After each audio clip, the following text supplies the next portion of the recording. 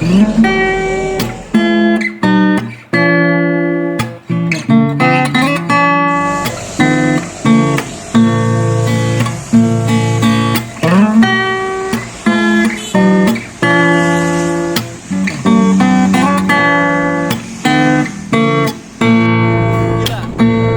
kita dapat rombongan dari pelabuhan ya, Pelabuhan Embar sampai mau ke Mataram langsung.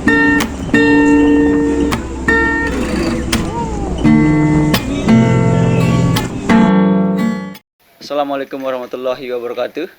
Kembali lagi di Freepos Pringabaya Ngelamang Podcast.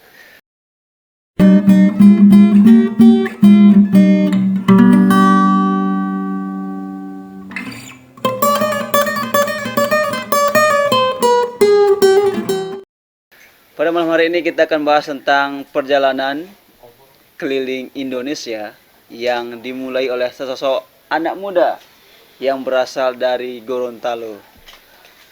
Perjalanan memang membawa dia entah berantah singgah dimanapun dia mau, entah itu menggembel dan segalanya. Mari kita kasih aplaus yang meriah untuk tamu undangan kita.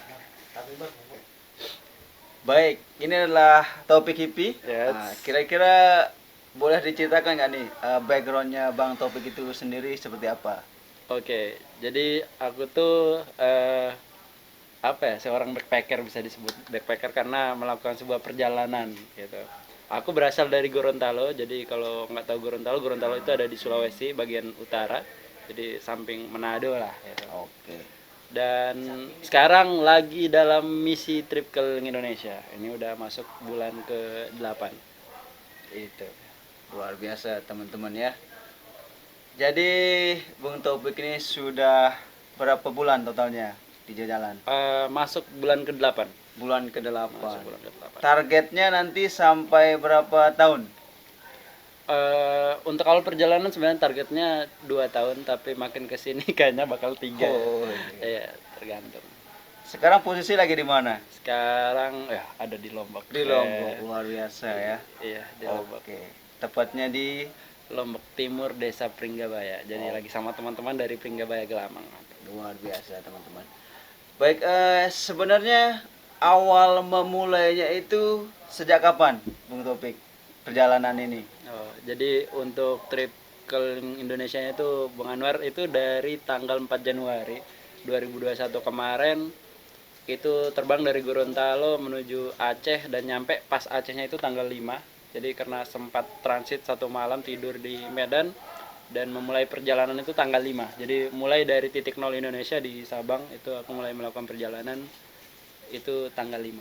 Tanggal 5. Jadi merencanakan sesuatu seperti trip keliling Indonesia apa nih sudah dipikir-pikir jauh-jauh hari atau gimana? Jadi untuk planning berarti ya, untuk planningnya. Jadi sebenarnya ini kan ya cita-cita yang mendasar lah cita-cita. gitu. Saya udah dari dulu udah dicita-citakan. Cuman aduh ada punya kucing itu tadi. Biasa lanjut, kita lanjut. di rumah Iya, rumah warga. Studionya wah Ah, kayak Deddy Corbuzier. Oke. Jadi planningnya itu sebenarnya dari 2015 aku udah sering bikin ya trip-trip asal-asalan lah sama kawan-kawanku dan akhirnya punya langsung terbesit, wah kayaknya aku harus keliling Indonesia gitu. Mengingat itu adalah salah satu cita-cita aku kan. Jadi tanggal 15 itu aku fokus menjalin pertemanan di dunia maya. Jadi hampir seluruh Indonesia aku cari link pertemanan entah via aplikasi online dan lain-lain. Dan akhirnya di tahun 2017 juga aku sempat ikut banyak event yang menyangkut ya, skala nasional lah gitu. Jadi dari situ rencananya sebenarnya perjalanan itu dimulai tahun 2017. Cuman kemarin aku masih sedikit riset, jadi masih sangat sedikit pengetahuanku tentang di jalanan itu seperti apa, suka dukanya seperti apa. Jadi waktu itu dulu ada yang namanya Ricky Santoso, dia lagi keliling Indonesia juga.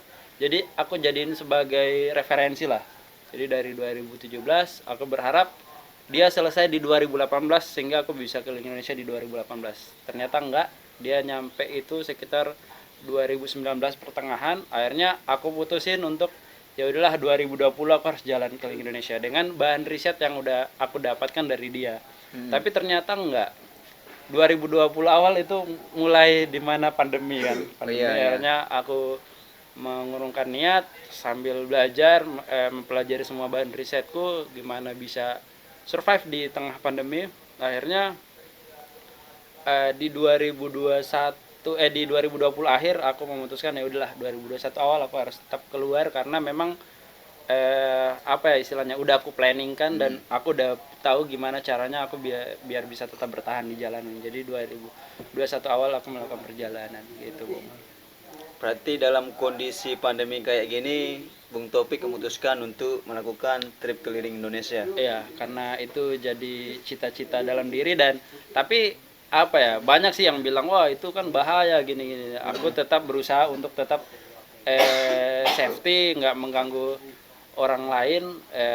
Dalam kondisi ini aku harus tetap terjaga stamina aku juga menjaga jarak sama orang-orang, terus tetap melakukan tes kayak swab, antigen, PCR dan lain-lain. Genos sekarang alhamdulillah yang udah ada kan Genos.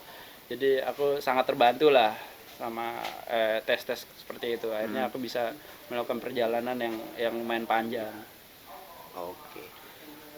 Selanjutnya nih, berarti dari sosial media. Nah, dari sosial media itulah ketemu dengan orang-orang. Artinya ketika Bung Topik sedang di Gorontalo, berarti titik selanjutnya yang harus dikunjungi adalah salah satunya ke Sabang. Sabang, iya. Sabang. Nah, di Sabang itu sendiri apakah ada orang yang sudah siap pada saat itu atau gimana? Itu sih yang lucunya.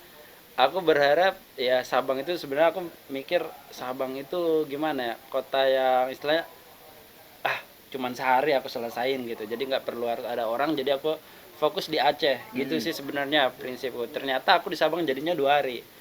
Jadi ya aku nyari teman lagi pas nyampe Sabang. Tapi dari situ aku mendapatkan satu strategi yang sebenarnya nggak ada di bahan risetku. Jadi kan aku tuh banyak kayak istilah ngumpulin teman-teman kayak dari aplikasi Spoon, aplikasi Instagram, aplikasi Facebook dan lain-lain lah itu. Dari situ aku survive, jadi aku sendiri di Sabang. Setelah kemarin kan pas masuk Sabang itu ketemu lah satu keluarga backpacker juga dan cuman sehari kita bareng dan akhirnya mereka pulang dan aku tinggal survive sendiri. Dan itu lumayan kayak kepikiran sih, waduh tinggal sendiri gimana nih gitu. Dari situ aku survive sendiri, nyari teman-teman baru, coba ngasih kabar ke komunitas-komunitas aku lagi keliling Indonesia, aku sekarang posisinya lagi di Sabang, ada nggak yang bisa bantuin bla bla bla dan lain-lain. Ternyata alhamdulillah dari waktu jam 2 siang aku yang terlantar sendiri di Sabang di jam 8 malam jam 8 malam maghrib. Jadi kalau di Sabang itu maghribnya hampir jam 8 lah gitu.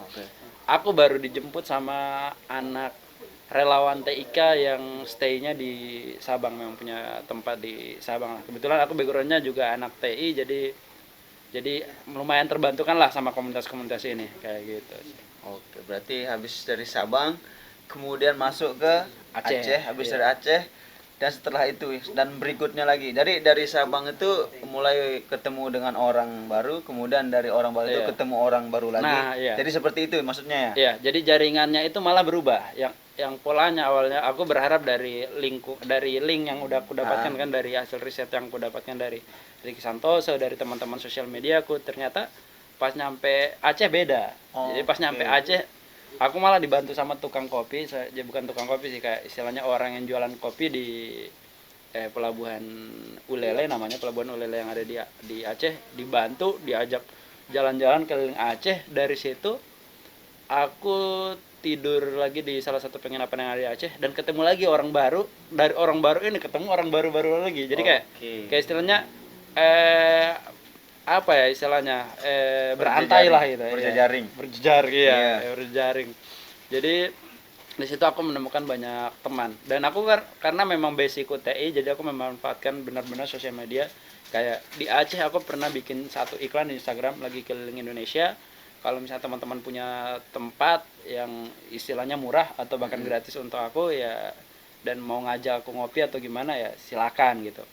Dan alhamdulillah dari situ, dari aku iklanin postingan itu aku mendapat sekitar 30 kota yang siap untuk nampung. Wih. 30 kota dari modalnya hanya 100.000. Jadi soalnya aku mikir 100.000 kalau aku pakai untuk tinggal di hotel ya, Iya. mungkin ya hotel seadanya dan cuma 1 hari. Kalau aku pakai 100.000 itu untuk iklan Instagram bisa dapat 30 kota kan lumayan. Itu sih trik-trikku. Jadi ya lumayan. Oke. Jadi sehabis di Medan, Ya, di Pulau Sumatera itu kira-kira sudah berapa ini jadi bulan? kalau di Sumatera aku 3 bulan. Cuman ada kejadian lucu sih sebenarnya di Sumatera itu kayak gimana ya? Jadi hari pertama aku terbang dari Gorontalo ke Aceh itu aku bawa carrier kan 40 liter. Itu nggak ada isi baju sama sekali. Isinya kue. Jadi kue khas Gorontalo yang memang temannya kopi lah gitu. Karena aku tahu namanya pejalan pasti sukanya kopi. Jadi ada kue khas Gorontalo yang aku bawa dari Gorontalo.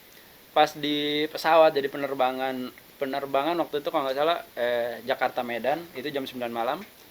Aku tuh sempat ya lumayan hampir cekcok lah sama orang Medan. Jadi pas lagi di pesawat itu, ini pesawat udah mau apa sih istilahnya pas mau naik landing ya, pas mau landing turun apa naik ya? Take off lah, take off pas naik. Kok jadi lupa lagi. Udah jarang naik pesawat. Jadi pas mau take off orang ini lagi teleponan. Jadi aku tegur nggak ya gitu. Akhirnya karena memang rasa takutku kan, masa iya baru pertama mau jalan ke Indonesia tiba-tiba kecelakaan gitu kan. Jadi ya udahlah tegur, bang itu waktu itu kan kita social distancing, jadi kayak 3 tempat duduk, 1 di tengah itu kosong. Jadi aku tegur, bang itu udah mau take off, bisa nggak dimatiin handphone. Terus dia ngeliat, iya bisa gitu. Tapi ini pesawat makin lama udah mau ngambil jalur dia masih teleponan, jadi kayak aduh harus ditegur lagi gitu kan. Masalahnya udah masuk ke lapangan pacu lah. Pas udah mau naik aku tegur, jadi aku tegur bilang, kenapa kau rupanya? Akhirnya keluar logat Medan, kenapa rupanya? Akhirnya aku bilang enggak bang, ini kan udah take off ya, perhatikanlah keselamatan orang lain gitu. Oh ya udah dimatiin, terus dia ngadap sebelah, jadi kita itu kayak marah-marahan lah ya. Terus aku mikir, masa ya perjalanan keliling Indonesia pertamaku udah kesannya buruk gitu, udah bikin orang marah dan lain-lain kan. Akhirnya aku mikir, gimana aku harus bisa berteman sama orang ini, jangan jadikan itu musuh. Dari situ aku ngeliat satu majalah di Lion Air, jadi kayak pesawat, nggak apa-apa ya sebut merek ya. Jadi di Lion Air itu ada kayak buku peta Indonesia tentang buku-buku majalah pesawat lah gitu. Indonesia. Iya. Nah waktu itu aku lihat peta Indonesia, akhirnya aku iseng nanya, bang boleh nanya nggak? Dari situ aku lihat dia bajunya ada bendera merah putih, di sininya kayak badge. Dia bajunya itu kayak baju komunitas motor lah, jadi ada tulisan RS King dan lain-lain gitu kan. Nah bang, abang orang Medan ya? Iya, kenapa kau? Dia dengan nada tinggi, jadi kayak itu takut juga sih. Terus enggak bang, aku ini pertama kali masuk Sumatera, aku nggak tahu Sumatera itu seperti apa. Aku lagi trip ke Indonesia. Akhirnya, oh baru pertama kali ya, masih dalam keadaan marah gitu.